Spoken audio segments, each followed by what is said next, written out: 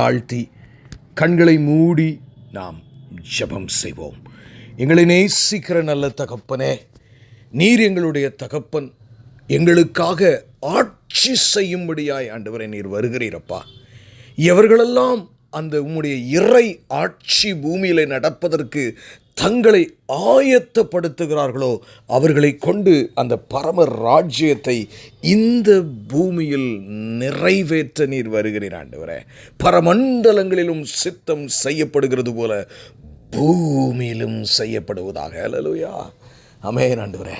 நீர் வேதத்தை நாங்கள் வாசித்து பார்க்கும் பொழுது பரலோக ராஜ்யம் மிக முக்கியமான ஒரு இடமானால் அதைவிட இந்த பூமியை ஆண்டவரே நீர் முக்கிய சில நேரங்களில் படுத்துகிறதை நாங்கள் வேதத்தில் காண்கிறோம். அது எங்கள் கண்களுக்கு ஆச்சரியமாக இருக்கிறதப்பா.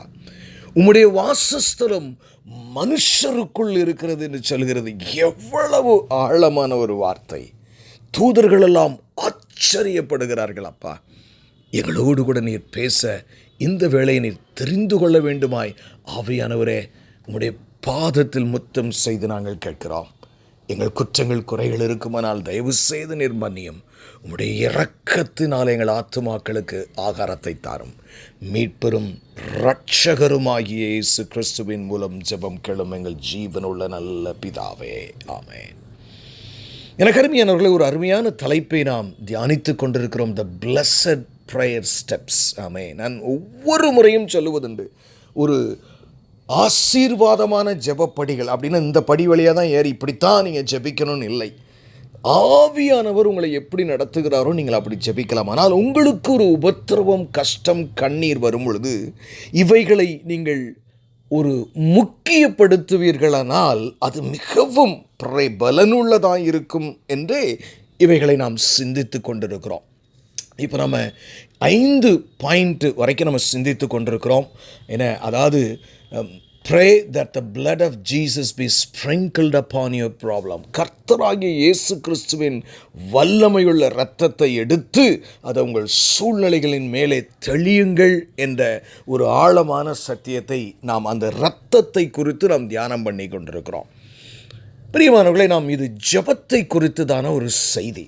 ஒருவேளை இந்த செய்தியை கேட்கிற உங்களில் யாராயிலும் என் ஜெபம் கேட்கப்படவில்லையே, தேவன் அமைதியாயிருக்கிறாரே என்று அங்கலாய்ப்போடு கூட நீங்கள் இருக்கு. ஏன் நான் ஜெபிக்கிறேன், உடனடியாக எனக்கு ஏன் பதில் வருகிறதில்லை என்று நான் ஒரு சில காரியங்களை உங்களுக்கு சொல்லி நாம் இந்த செய்தியினுடைய ஆழத்திற்குள்ளே நாம் செல்வோம். பிரியமானவர்களே, நாம் வேதத்தை முழுமையாக கற்றுக்கொள்ள வேண்டும். அப்படி பார்க்கும் பொழுது 2 இடத்திலே தேவன் 400 வருஷம் அமைதியாக இருந்ததாக இந்த வேதம் சொல்லுகிறது. அல்லேலூயா, ஆமென். நம்ம எல்லாத்துக்கும் தெரிந்த ஒரு இடம் என்ன?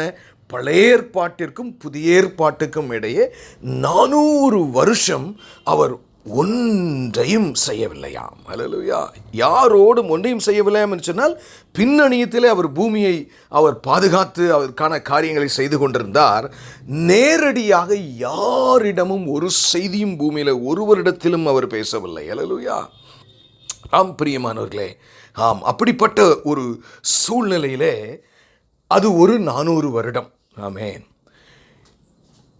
இதற்கு முன்பதாக ஆதியாகமத்திலே, ஆமென், ஜெனசிஸ் என்று ஆங்கிலத்திலே சொல்லுவார்கள், அதிலே யோசேப்பினுடைய வாழ்க்கை வரலாறு முடிந்ததிலிருந்து மோசேயுடைய வாழ்க்கை ஆரம்பத்தில் வரைக்கும் பார்த்தீங்கன்னா God was silent for almost 400 years.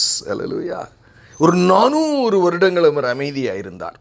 இப்போ என்னையா அந்த அமைதிக்கும் நம்முடைய செய்திக்கும் சம்பந்தம் என்று நீங்கள் ஒருவேளை கேட்கலாம். அதைத்தான் இன்றைக்கு நான் உங்களுக்கு சில காரியங்களை விளக்கி கொண்டு போகிறேன்.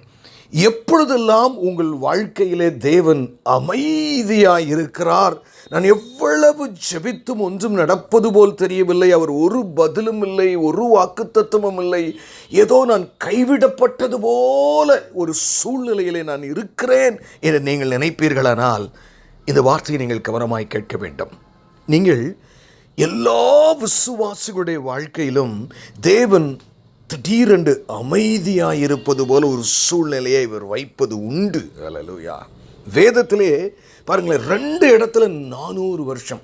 இந்த வேதத்திலிருந்து நாம் சில காரியங்களை சரித்திரத்தை பொருத்தி பார்த்து கற்றுக்கொள்ளோமானால் நம்முடைய வாழ்க்கையிலும் அது பிரயோஜனமாக இருக்கும். எனக்கு அருமையானவர்களே, முதல் முறை தேவனாகிய கர்த்தர் யோசேப்பினுடைய காலத்திலிருந்து மோசேயினுடைய காலம் வரைக்கும் எகிப்தியர்கள் 400 வருடம் எகிப்திலே அடிமைகளாய் இருந்த காலத்திலே தேவன் அமைதியாய் இருந்தார். அப்போ என்ன ஹிஸ்டரியில் நடந்திருக்கு நீங்கள் பார்க்கணும். ஹல்லேலூயா.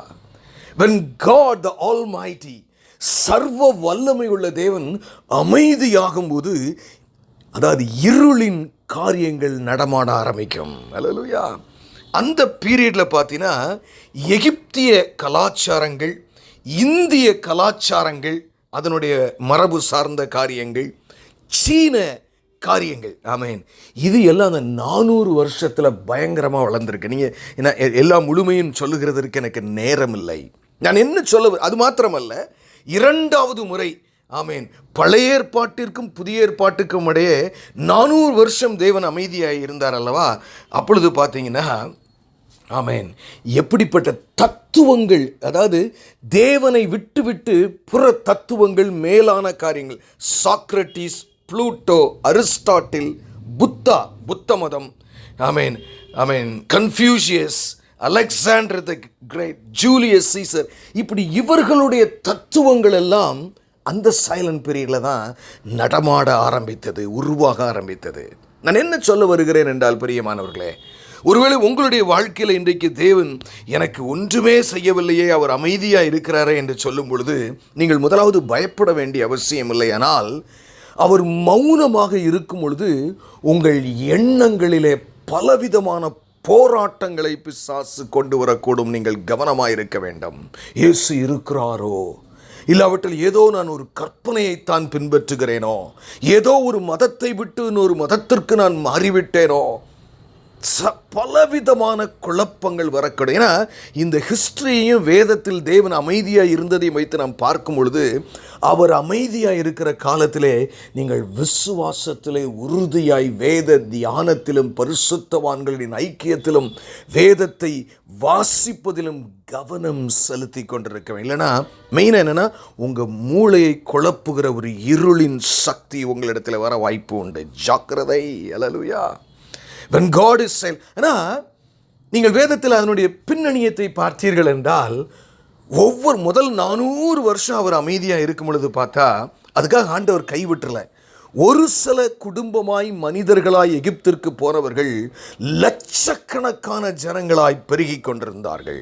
அதாவது நீங்கள் யோசேப்பினுடைய வாழ்க்கையை நீங்கள் எடுத்து பார்ப்பீர்களானால், நேரடியாக தேவன் யோசேப்பிடத்தில் பேசவில்லை. ஆபிரகாமிடத்திலும் யாக்கோபிடத்திலும் பேசினது போல தேவன் பேசவில்லை.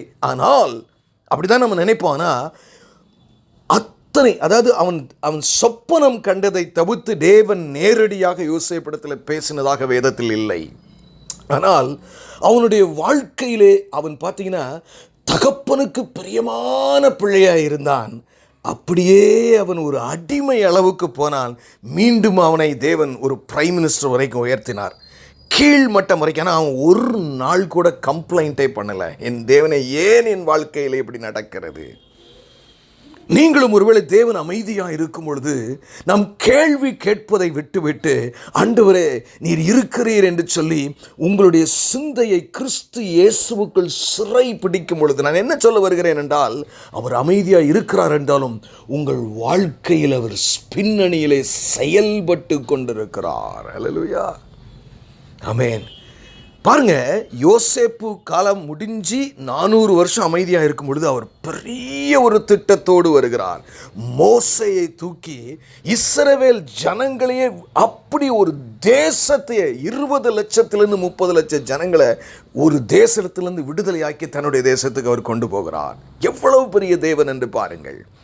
when God is silent, ஒன்று நல்லா தெரிஞ்சுக்கங்க, உங்கள் வாழ்க்கையில் அந்த அமைதியான நேரத்தில் தேவன் கிரியை செய்கிறார். அது மாத்திரம் அல்லாமல் ஒரு பெரிய விடுதலையை உங்கள் குடும்பத்திற்கும் உங்கள் தனிப்பட்ட வாழ்க்கையிலும் உங்களுடைய ஊழியத்திலும் அவர் ஒரு வேளை வைப்பார், நிச்சயம் வைப்பார். பிரியமானவர்களே, அதே மாதிரி தான் பழைய ஏற்பாட்டுக்கும் புதிய ஏற்பாட்டுக்கும் இடையிலே அந்த இருக்கிற 400 வருஷத்தில் பார்த்தீங்கன்னா, ஆண்டவர் அமைதி ஆகிறார்னாலே குமாரனை அவர் கொண்டு அல்லது உலகத்துக்கே ரட்சிப்பை சிலுவையிலே கொண்டு வந்து விட்டார்.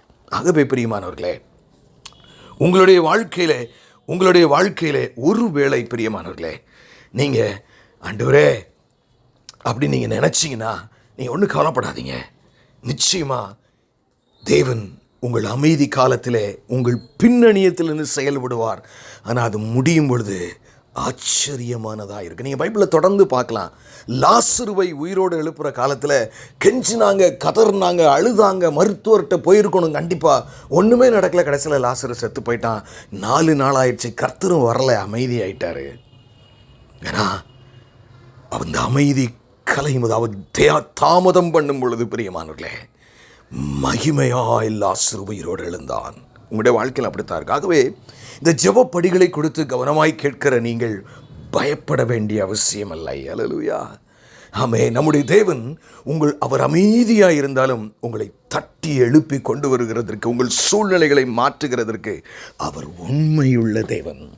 நம்ம என்ன இப்போ பார்த்துக்கிட்டு இருக்கோம்? நம்ம சப்ஜெக்டுக்குள்ளே போவோம். there is power in the blood. அல்லேலூயா. நம்ம எல்லாரும் என்ன நினைப்போம் தெரியுமா? இயேசுவா, ஆமாம் அவர் சிலுவையில் மரித்தார் என்னுடைய பாவங்களுக்காக. அது ஒன்று மட்டும்தான். பிரியமானவர்களே, ஆழங்கள் உண்டு. அல்லேலூயா. இந்த வார்த்தை, அல்லேலூயா, அந்த வார்த்தை என்ன சொல்கிறது? இயேசுவின் இரத்தத்தில் என்ன வல்லமை உண்டு? இன்றைக்கு நீங்கள் படுகிற பாடுகளிலிருந்து உங்களை வெளியே கொண்டு வருகிற வல்லமை. அல்லேலூயா. இந்த தேவன் எப்படிப்பட்ட இந்த இயேசு யார் தெரியுமா உங்களுக்கு? ஒருவேளை நீங்கள் நினைக்கலாம், ஒரு மனுஷன் புத்தி தெளிகிறதற்காக, ஏதாவது கிறுக்கு பிடிச்சி பிசாசினால் பிடிபட்டிருந்தான், உங்களுக்கு தெரியும், 2000 பண்ணி செத்து போனாலும் பரவாயில்ல, ஒரு மனிதனுடைய புத்தி தெளிய வேண்டும் என்று விரும்புகிற கர்த்தர். அல்லேலூயா. 2000 பண்ணி கடலில் விழுந்து செத்து போச்சு, அதை பற்றி ஆண்டவர் கவலையே படல. நான் படைத்த என் மனிதன், என் பிள்ளையினுடைய காரியம் ஒன்று தெளிய வேண்டும் என்று அவர் விரும்பினார். அல்லேலூயா. எனக்கு அருமையான தேவஜனமே, அவருடைய இரத்தத்தில் அவ்வளவு வல்லமை உண்டு. அதை எடுத்து நீங்கள் அப்பியாச வேண்டும். அதாவது நிறைய நேரங்களில் பார்த்தீங்கன்னா, அது எப்படி அந்த பரிசுத்த இரத்தத்தை எடுத்து நம்முடைய பிரச்சனைகள் மேலே தெளிக்கிறது என்றால் அதிகாரத்தோடு விசுவாசத்தோடு செய்ய வேண்டும். ஆமேன். நிறைய நேரங்களில் அந்நிய பாஷையில் பேசணும்னு நான் சொல்கிறதுக்கு காரணம் என்னென்னா, நீங்கள் எப்படி ஜெபிக்கணும்னு உங்களுக்கு தெரியாது. ஆகவே தான் ஆவியிலே ஜெபிப்பது மிகுந்த பிரயோஜனமாக இருக்கும். அல்லேலூயா.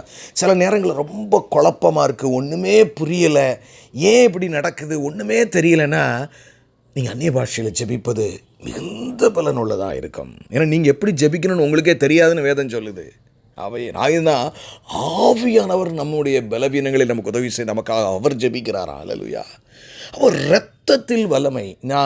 மீண்டும் நாம் அந்த வசனத்தை ஆரம்பித்தோம், அதை நான் திருப்பியும் பார்த்து சில காரியங்களுக்குள்ளே நாம் கடந்து செல்ல போகிறோம். வெளிப்படுத்தின விசேஷம் 12ஆம் அதிகாரத்தில் மிக தெளிவாக பிசாசில் இருந்து விடுதலை பெறுகிறது. 11ஆம் வசனத்தை பார்த்தீங்கன்னா, மரணம் நேரிடுகிறதாயிருந்தாலும் அதற்கும் தப்பும்படி தங்கள் ஜீவனையும் பாராமல் ஆட்டுக்குட்டியின் இரத்தத்தினால் தங்கள் சாட்சியின் வசனத்தினாலும் அவனை ஜெயித்தார்கள். 3 காரியம் எங்கே இருக்குது? முதலாவது, ஏன் சூழ்நிலை எனக்கு முக்கியம் இல்லை, தேவ சித்தம் தான் எனக்கு முக்கியங்கிற ஒரு நபராய் அவன் இருக்கும் பொழுது அவனால் அந்த இரத்தத்தை அள்ளி அந்த வல்லமையை அநேகருடைய வாழ்க்கையிலும் தன்னுடைய வாழ்க்கையிலும் அவன் பயன்படுத்த முடியும். அல்லேலூயா. யோசேப்புடைய லைஃப்பில் நீங்கள் பார்த்தீங்கன்னா, அவன் வாழ்க்கையில் எவ்வளவோ துன்பம் வந்துருச்சுங்க. ஒரு நாள் கூட அவன் கம்ப்ளைண்ட் பண்ணலை ஆண்டவர்கிட்ட. ஏன் ஆண்டவரே என்னைய போட்டு நீங்கள் எப்படிலாம் எனக்கு தரிசனம் கொடுத்தீங்க? Not even a simple complaint. அல்லேலூயா.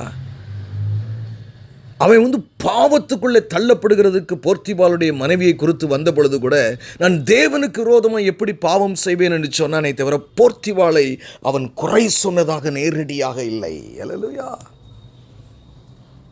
நான் என்ன சொல்ல வருகிறேன் என்றால் பிரியமானவர்களே, அந்த இடத்திலும் யோசேப்பு சொப்பனங்களினாலும் அதற்கு விளக்கங்களை சொல்லி அநேகருக்கு உதவியாக இருந்தான். முதலாவது போர்த்திபாருடைய வீட்டில் அவன் நேர்மையாக இருந்தான். அவன் நினச்சிருந்தான், என்னை என் தேசத்திலிருந்து நான் இந்த தேவன் எல்லாரும் என்னை வணங்குவாங்கன்னு சொன்னாங்க, இப்படி போய் கேவலம் இப்படி நான் கிடக்கிற அளவுக்கு என்னை ஆக்கி போட்டாரே, இவருக்கா நான் உண்மையுள்ளவனாக இருக்கணும், நான் ஏன் விபச்சாரம் செய்து வாழக்கூடாதுன்னு அவன் ஒரு நாளும் நினைக்கவில்லை. அல்லேலூயா. Not even a single time. அப்போ இந்த வசனம் சொல்லுது, தன் ஜீவனையும் பாராமல் வாழுகிற கிறிஸ்தவர்கள். அல்லது ஒன்று நல்லா தெரிஞ்சுக்கிங்க, நான் அடிக்கடி நான் சொல்லிக் கொடுக்குற காரியம், இந்த தேவன் அவருடைய ராஜ்யத்துக்கு இப்போ ரெக்ரூட் பண்ணிகிட்டு இருக்காரு. ஆமென். ஏசாமியுடைய ராஜ்யத்தில் நீங்கள் பெரிய ஆளாக இருக்கிறதுக்கு இப்போ ரெக்ரூட் பண்ணுறாரு, இப்போ ஆள் எடுக்கிறார். நீங்கள் தயாரான ஆளாக இருப்பீங்களா? Are you ready? Are you preparing for that? அந்த ராஜ்யத்திலே நான் இயேசுவோடு ஆளுகிறதற்காகவே இப்பொழுது என் நாட்களையும் நேரத்தையும் தாளந்தையும் பணத்தையும் செலவழிக்கிறவன் என்று நம்மளால் சொல்லக்கூடுமோ பிரியமானவர்களே? What is your priority? Are you building your ministry? Is that what you want? ஊழியங்களை கட்டுகிறது தான் நம்முடைய நோக்கமோ பிரியமானவர்களே? நான் தனக்காக வாழ்வது கிறிஸ்தவ வாழ்க்கை இல்லை. அப்போது இதை நான் அதிக நம்முடைய ஃபோக்கஸ் அது இல்லை, இருந்தாலும் நான் சொல்ல வேண்டும், தன் ஜீவனையும் பாராமல். ஏன்னா இந்த கீ வேர்ட்ஸுக்குள்ளே தான் கர்த்தருடைய இரத்தத்தின் வல்லமை வெளிப்படும். ஆகவே அதை நான் உங்களுக்கு கற்றுக் கொடுத்தேன். எடுத்து அந்த இரத்தத்தையும் அவருடைய வசனத்தினாலும் என்ன செஞ்சார்கள்? தங்கள் சாட்சியின் வசனம். அவனைனா யார்? பிசாசை. மேலே நீங்கள் 8ஆம் வசனத்திலிருந்து வாசித்து பார்த்தா தெரியும், வானத்திலிருந்து அவன் தள்ளப்படுகிறான். அதற்கு பின் கொஞ்ச காலம் மாத்திரமே என்று அவன் பரிசுத்தவான்களுக்கு விரோதமாக வரும் பொழுது அவனை ஜெயிப்பதற்கு எதை பயன்படுத்தியிருக்கிறாங்க?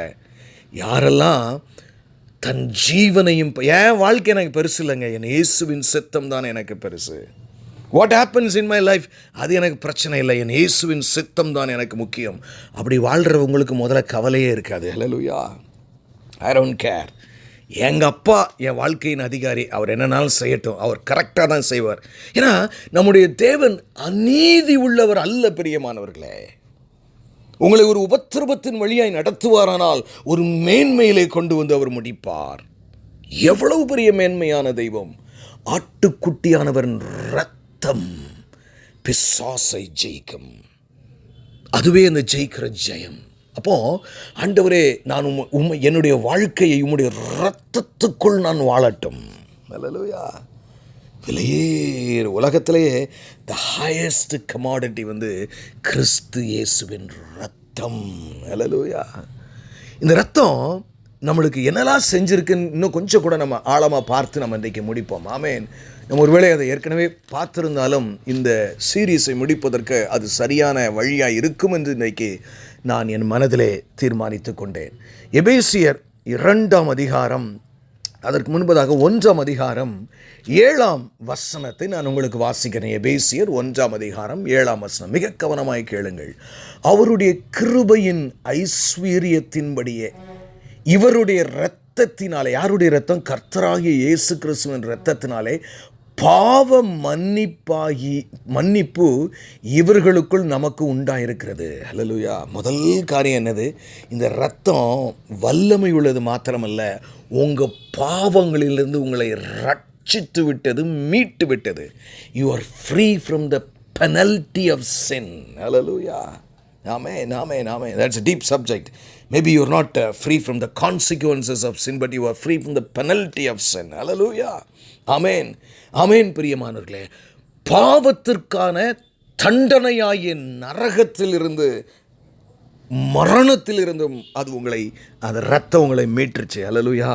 எவ்வளோ பெரிய காரியம்! அதற்கு நீங்கள் ஆண்டவருக்கு நன்றி செலுத்துங்க. அதுக்கு அடுத்தபடியாக எபேசியர் 2ஆம் அதிகாரம் 3ஆம் வசனம் இப்படியாய் சொல்லுகிறது. ஹல்லேலூயா. ஆமென். 2ஆம் அதிகாரம் 13ஆம் வசனம், மன்னிக்கவும், 13ஆம் வசனம். முன்னே தூரமாயிருந்த நீங்கள், கவனமாக கேளுங்க, நம்ம முந்தி எப்படி இருந்தோம்? ரட்சிக்கப்படுகிறதற்கு முன்பு தூரமாக இருந்தோமா? நம்ம நினைக்கிறோம் பெரிய டிஃப்ரென்ஸ் நமக்கு தெரியல.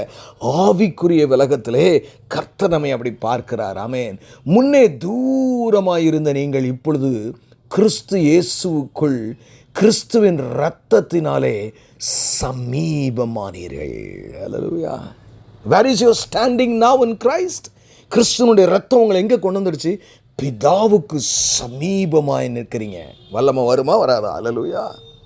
ஆமென், ஆமென். பிரியமானவர்களே, வெளிச்சத்து பக்கத்தில் இருக்கும்போது இருள் வருமா? ஹல்லேலூயா. தேவனுடைய சமீபத்தில் நீங்கள் இருக்கிறீர்கள். ஹல்லேலூயா. ஆமென். சமீபத்துக்கு வந்துட்டீங்களா? ஆமென். எவ்வளவு பெரிய கிருபை! அப்போது இந்த இரத்தம் பிதாவின் சிங்காசனத்தின் சமீபத்தில் உங்களை கொண்டாடும்போது அப்படியே கையை நீட்டி அப்பாட்ட வாங்கி அந்த வல்லமையை பெற்று உங்கள் பிரச்சனை மேலேயும் அநேகருடைய பிரச்சனை மேலே நீங்கள் தெளிக்க வேண்டும் என்று கர்த்தர் விரும்புகிறார். அல்லேலூயா. ஆனால் இதை செய்வதற்கு ஒரு முக்கியமான காரியம் ஒன்று தேவைப்படுகிறதாக வேதம் சொல்லுகிறது. இப்போ என்ன செஞ்சிட்டீங்க? உங்களுடைய கிரயம் எதுவும் கிடையாது, உங்களுடைய முயற்சி எதுவும் கிடையாது. அவர் செய்த சிலுவையிலே செய்த கிருபையினாலே நமக்கு ரட்சிப்பு இலவசமாகி அவருடைய இரத்தத்தினாலே நமக்கு பாவ மன்னிப்பு உண்டாதனால பாவம் மன்னிக்கப்பட்ட உடனே தேவன் பக்கத்தில் போயிட்டீங்க நீங்கள். இப்போ அல்லேலூயா. இப்போது அவருடைய சிங்காசனத்திலிருந்து அந்த வல்லமையை எடுத்து, அல்லேலூயா, ஆமேன், நீங்கள் எப்படி பயன்படுத்த முடியும் என்று வேத வசனம் ஒரு சின்ன க்ளூ நமக்கு கொடுக்கிறது. எபிரேயர் 10ஆம் அதிகாரத்தில் 19ஆம் வசனத்திலிருந்து நான் அதை உங்களுக்கு வாசிக்கட்டும். ஹீப்ரூஸ், எபிரேயர் 10ஆம் அதிகாரம், புதிய ஏற்பாட்டில் 19ஆம் வசனத்திலிருந்து நான் உங்களுக்கு வாசிக்கிறேன். அல்லேலூயா. ஆகையால் சகோதரரே, நாம் பரிசுத்த ஸ்தலத்தில் பிரவேசிப்பதற்கு இயேசுவானவர் தமது மாமிசமாகிய திரையின் வழியாய் புதிதும் ஜீவனுமான மார்க்கத்தை நமக்கு உண்டு பண்ணினபடினால், அல்லேலூயா, புதிதும் ஜீவனான மார்க்கத்தை உண்டு பண்ணினபடினால் அந்த மார்க்கத்தின் வழியாய் பிரவேசிப்பதற்கு அவருடைய இரத்தத்தினாலே நமக்கு தைரியம் உண்டாயிருக்குங்கிறபடினாலும், அந்த இரத்தத்தினால என்ன தைரியம் நமக்கு உண்டாயிருச்சா?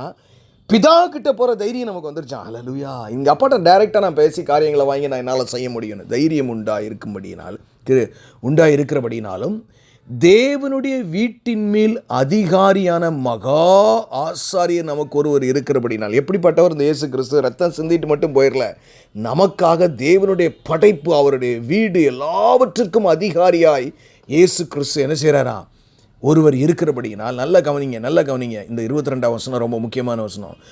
துர்மனசாட்சி நீங்கி, அல்லேலூயா, ஆமென், தெளிக்கப்பட்ட இருதயம் உள்ளவர்களாயும், அதாவது சல்லடையில் போட்டு அரிச்சு எடுப்போம்ல, தெளிப்பு, அந்த நல்ல இருதயம் உள்ளவர்களாயும், சுத்த ஜலத்தால் கழுவப்பட்ட சரீரம் உள்ளவர்களாயும், அப்படின்னா வசனத்தினாலும் தண்ணீரினாலும் பரிசுத்த ஆவியினாலும், ஆமேன், கழுவப்பட்ட, அது ஞான ஸ்நானத்தை குறித்து நிறைய காரியங்களை சொல்லுகிறது. ஆமேன்.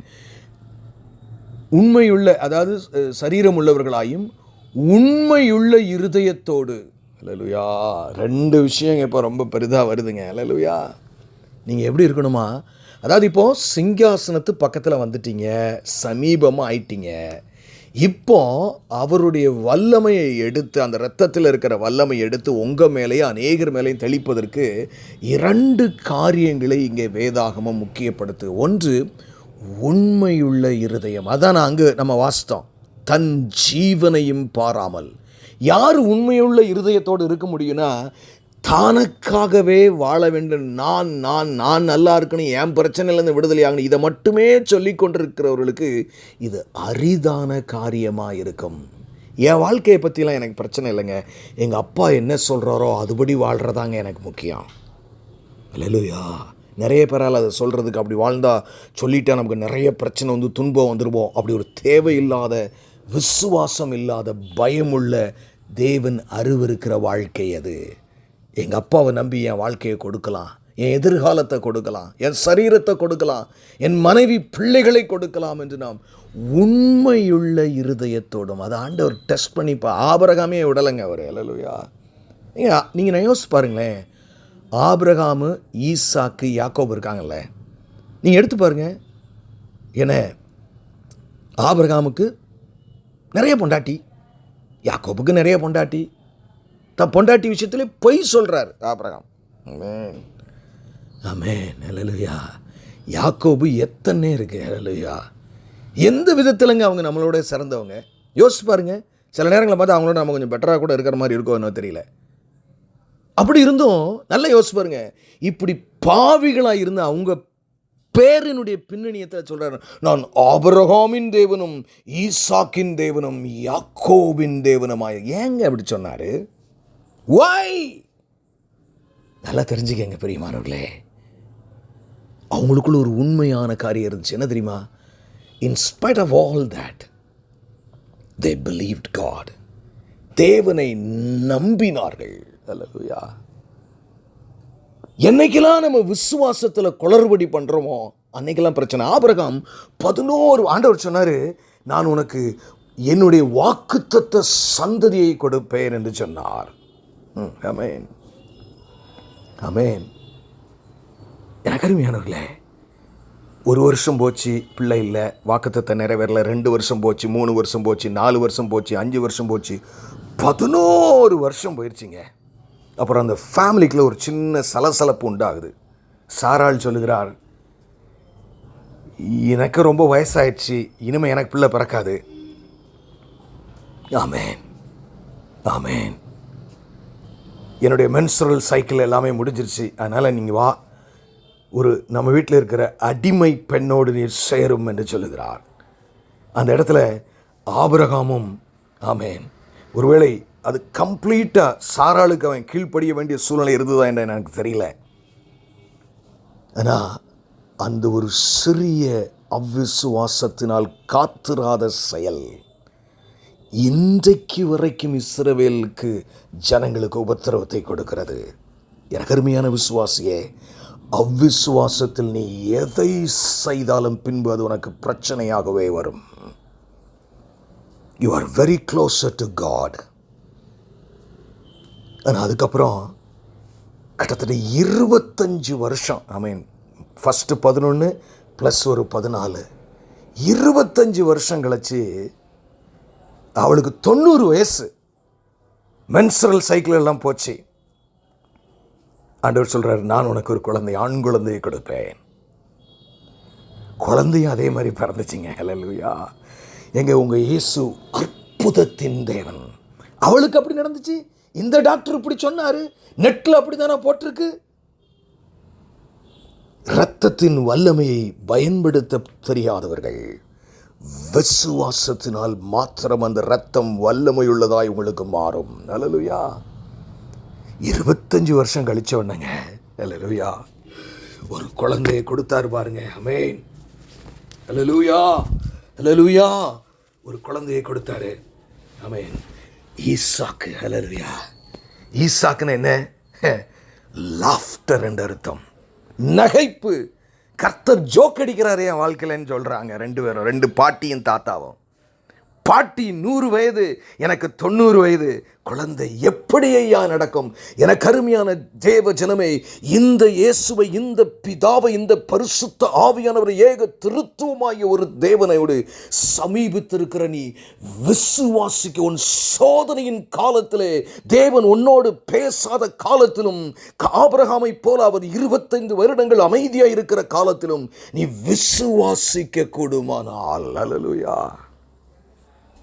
என் தேவன் என்னை இயேசு என்னை கைவிட மாட்டார், இயேசு என்னை கைவிட மாட்டார், இயேசு என்னை கைவிட மாட்டார். அல்லேலூயா. எனக்கு அருமையான தேவஜனவனே, ஏன் நீ சூழ்நிலையை பார்க்கிறாய்? இந்த தெய்வத்தின் மகத்துவத்தை பாருங்கள். அல்லேலூயா. அவர் ரத்தம் உங்களுக்கு வல்லமையுள்ளதாக மாறணுமா? இந்த வசனம் அப்படி நீ இருதயத்தில் நீ உண்மையுள்ளவனாயிரு அப்படி சொல்லிட்டு, விசுவாசத்தின் பூரண நிச்சயத்தோடும் அந்த பரம சிங்காசனிடத்திலே சேர்ந்து அவர் ரத்தத்தை எடுத்து பயன்படுத்துங்க. பூரண நிச்சயம், சந்தேகப்பட்டு அல்ல,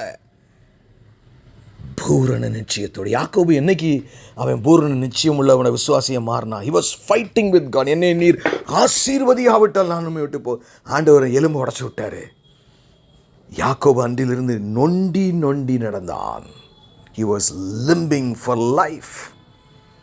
இனிமே நான் ஓட முடியாது, நான் அவரை சார்ந்து தான் வாழ வேண்டும். உங்கள் வாழ்க்கையிலேயும் சில இடங்களை உடைப்பார் ஆண்டவர். இனிமேல் என் சாமர்த்தியத்தில் நான் வாழ முடியாது, என் முயற்சியில் என் குடும்பத்தையும் என்னையோ என் காரியத்தை நான் மீட்டெடுக்க முடியாது, கர்த்தரே இதை எனக்கு செய்ய முடியும். அல்லேலூயா. இந்த தேவனால் செய்யக்கூடாத அதிசயம் ஒன்றுமில்லை பிரியமானவர்களே. தண்ணீரிலே வழியை உண்டு பண்ணுகிற தெய்வம், ஆகாயத்திலிருந்து 20 லட்சம் ஜனங்களுக்கு ஆகாரத்தை கொடுக்கிற கர்த்தர், வேண்டுமென்றால் அத்தனை பேருக்கும் கரிச்சோறு போடுகிறவர். அல்லேலூயா. தண்ணீரில் அவர் மேல் நடக்கவும் முடியும். தண்ணீரை திராட்சரசமாய் மாற்றவும் அவரால் முடியும். தண்ணீரை இரத்தமாய் மாற்றவும் அவராலே முடியும். ஒரு தண்ணீரினாலே உலகத்தை அழிக்கவும் அவரால் முடியும். தண்ணீரை ஆகாயத்திலிருந்து மழையாய் சொரிய பண்ணவும் அவரால் முடியும். நானே கர்த்தர், வேறு ஒருவரும் இல்லை. அவருடைய ஆட்சி வரப்போகிறது. Are you ready? எதற்கு நம்மை ஆயத்தப்படுத்துகிறோம்? நல்லா ஜாம் பண்ணி ஒரு 10 வீடை கட்டுவோம், 7 காரை வாங்குவோம். வாழ்ந்து விடாதீர்கள். அப்படி ஒருவேளை ஆண்டவர் கொடுக்குற ஆசீர்வாதத்தை வேண்டாம் மட்டும் என்றைக்குமே சொல்லக்கூடாது நீங்கள், அது வேற. ஆனால் அதற்காகவே வாழ்ந்து விடாதிருங்கள்.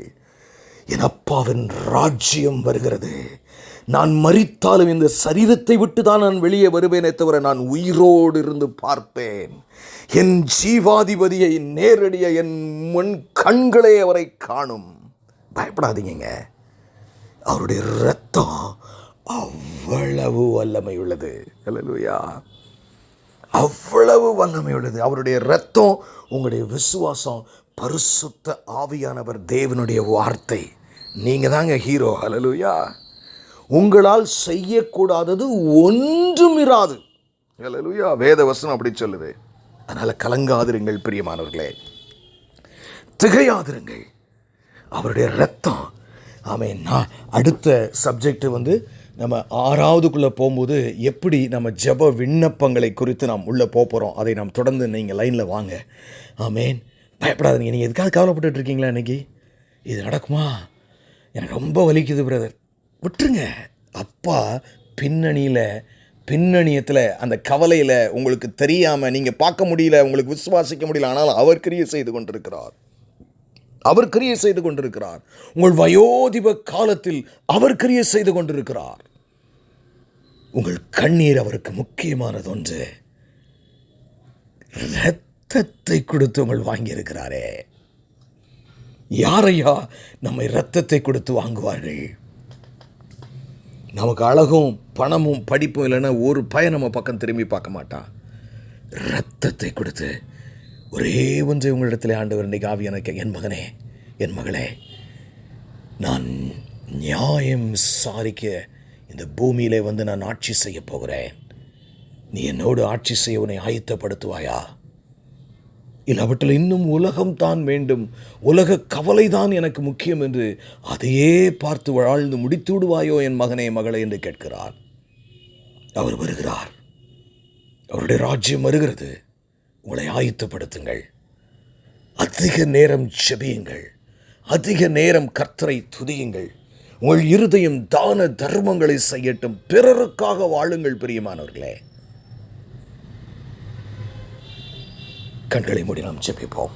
எங்களை நேசிக்கிற நல்ல தகப்பனே, ஆண்டவரே, நீர் வரப்போகிறீரப்பா. ஒரு முறை தான் வாழ்கிறேன், உண்மையோடு வாழுவேன். உயிர் தெழுந்த இயேசுவை நான் உலகுக்கு காட்டுவேன். ஒரு முறை தான் வாழ்கிறேன். கூடார வாழ்க்கை இதில் அந்நியன் போல் வாழ்ந்திடுவேன். ஒட்டவரும் பாவத்தையும் ஒரு மூச்சாய் ஒதுக்கி வைப்பேன். கூடார வாழ்க்கை இதில் அந்நியன் போல் வாழ்ந்திடுவேன். ஒட்டவரும் பாவத்தையும் ஒரு மூச்சாய் ஒதுக்கி வைப்பேன். ஒரு முறை தான் வாழ்கிறேன், உண்மையோடு வாழுவேன். உயிர் தெழுந்த இயேசுவை நான் உலகுக்கு காட்டுவேன். ஒரு முறை தான் வாழ்கிறேன். ஆமென். அல்லேலூயா. ஆண்டவரே, உம்முடைய இரத்தம் எங்கள் மூலமாக ஜீவ நதியா இந்த பூமிக்குள்ளே ஓடி, ஆண்டவரே, நீர் தெரிந்து கொள்ள சித்தம் கொண்டிருக்கிறவர்களை ரட்சிக்கவும் விடுதலையாக்கும். எங்கள் மேலும், எங்கள் ஊழியங்கள் மேலும், எங்கள் அருகாமையில் இருக்கிறவர்கள் மேலும், எங்கள் சபைகளிலும் உம்முடைய இரத்தம் பிரபாரமாய் ஓடி வருந்து எங்களை விடுவிக்கும்படியாய் வேண்டி நிற்கிறோம் எங்கள் ஜீவனுள்ள நல்ல பிதாவே. ஆமேன், ஆமேன், ஆமேன்.